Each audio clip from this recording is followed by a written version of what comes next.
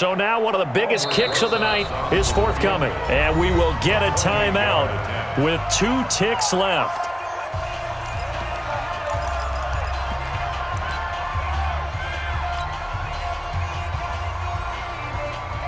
So here we go. Maybe the biggest kick of the game forthcoming. A 28-yard attempt.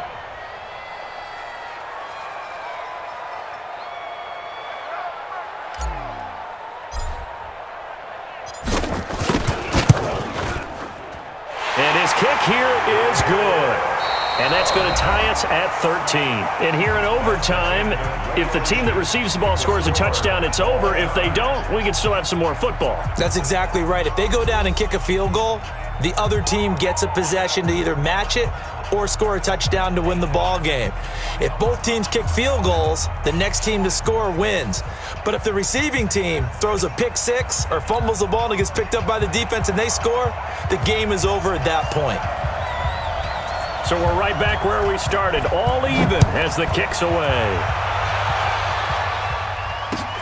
This will be taken in at the 1.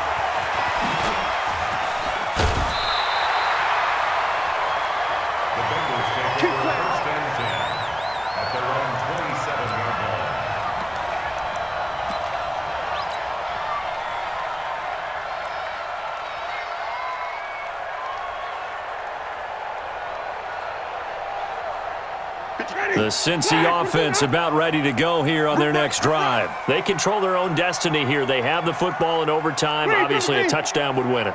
And I think teams around the league are still adjusting to the idea of going downfield, scoring a touchdown wins the game, because they were used to just going downfield and trying to get in field goal range to win a game. Still having to make that transition. Let's face it now, the ones who are doing it best know they need to go down, attack, put the ball in the end zone, and not leave it up to a field goal and give the other team a chance. Yeah, as we said, they control their own destiny now. Now the first throw in overtime for Winston. Flushed out right. And now he's going to use his legs. Nice work to get 7 out of that, and it's second down. Okay, he's not going to get the first down, but this is still a nice job of buying some time and then running to get to the sideline and get out of bounds and avoid the big hit. It's going to be a long day. Check. Now they'll run it on the toss. And they go backwards here, losing yardage back at the 48-yard line. It'll go as a loss of a yard, and it'll set up third down. That makes third down a lot more interesting. It certainly does. How about the example of situational football there and his ability to think the play through? Second and short, not anticipating a passing play, sold out and made a great tackle, which brings up third down. It's complete. It's Fitzgerald. And they'll work this down to the 40-yard line, tackled there. It's a gain of 13, and the Bengals have a first down. Larry Fitzgerald, no stranger to making big plays in overtime. I know you remember, Charles, divisional round 2015. Fitzgerald took a 75-yard pass to the 5 and then scored on a shovel pass to beat Green Bay. That was something, wasn't it? And when it comes to Larry Fitzgerald, when I think of overtime, I always think big moments. This is a bigger stage, and it never bothers Larry Fitzgerald. In fact, he rises to it. 2 minutes left in this overtime session, and still all tied. Hey. 4 down. Ready. Flash, repeat that. Come on. Run that. Hey, here I come. Now on second and 13, Winston, and he's going to be hit and taken down. Back right around the 48-yard line. Fletcher Cox, the former Mississippi State Bulldog, ringing the cowbell there on the sack. Probably thinking they got to be careful not to force anything here in overtime. This is 3rd and a mile right now.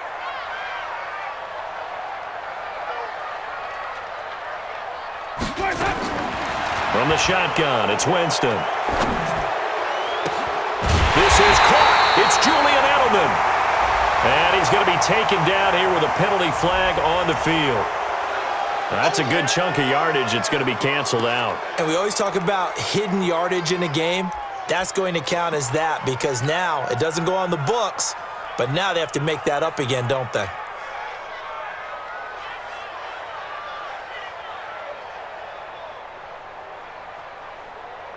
And this third down looking very tough after the holding penalty. 3rd and long. Hey, 4 down, 4 down. Flip it, flip it, flip it. Mike's 59. Mike's 59. Get your swerve on. Switch ball. 59 Mike, 59 Mike. Check, check. 5 on the 50. 5 on the 50. 5 on the 50. Winston being chased out left. Let's go, have what you got. Now he'll let it go deep over the middle. Give me some. And that will be incomplete. Well, their defense did its job. Now they're going to get the football with a chance to win it. And it feels like they ran out on the field, and right before they did, they told the offense, don't worry about this. We got you. Okay, we've got the situation under control. We'll get it back for you for a chance to win the game. And, boy, they did it well. Now this is going to carry well into the end zone for a touchback. At their own 20-yard line.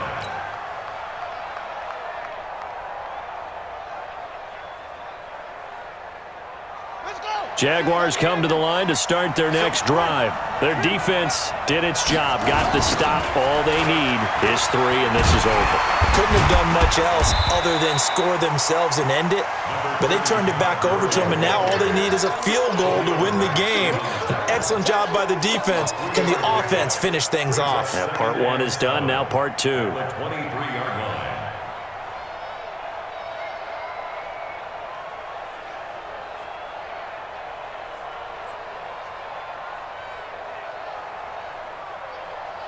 Now 2nd and 7 from the 23. You're not ready. You're not ready.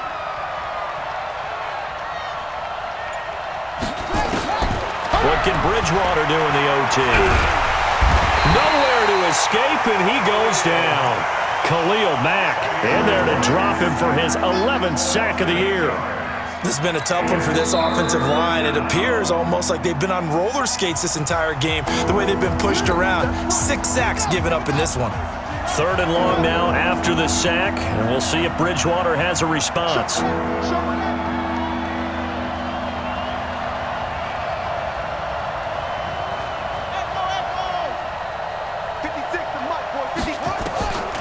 From the shotgun, it's Bridgewater. And he's going to be brought down. Back at his own 6-yard line. Now the defense will burn their 3rd and final timeout. That's their 2nd and last timeout here in the overtime session. We'll be back. Here's A.J. Cole now, on for a very important punt here in overtime. And he's able to get it out of there, and this is a pretty good kick.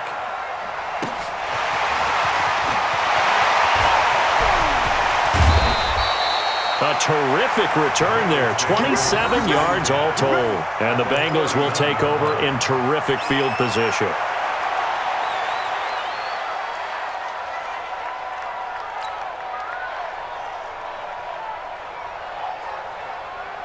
So the field goal unit is on the field, as this is a big spot right here.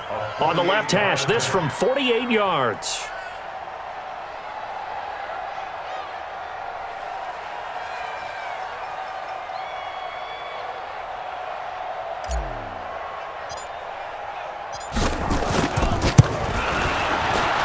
And he got it.